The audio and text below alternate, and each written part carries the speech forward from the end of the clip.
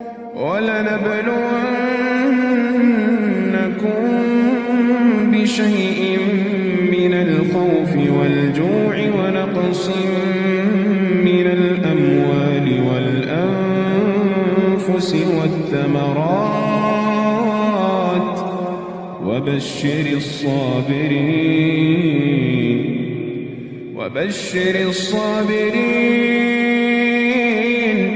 وَبَشِّرِ الصَّابِرِينَ الَّذِينَ إِذَا أَصَابَتْهُم مُّصِيبَةٌ قَالُوا إِنَّا لِلَّهِ وَإِنَّا إِلَيْهِ راجِعُونَ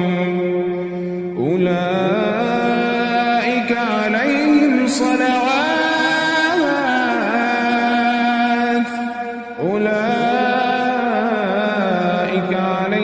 صَلَوَاتٌ مِّن رَّبِّهِمْ وَرَحْمَةٌ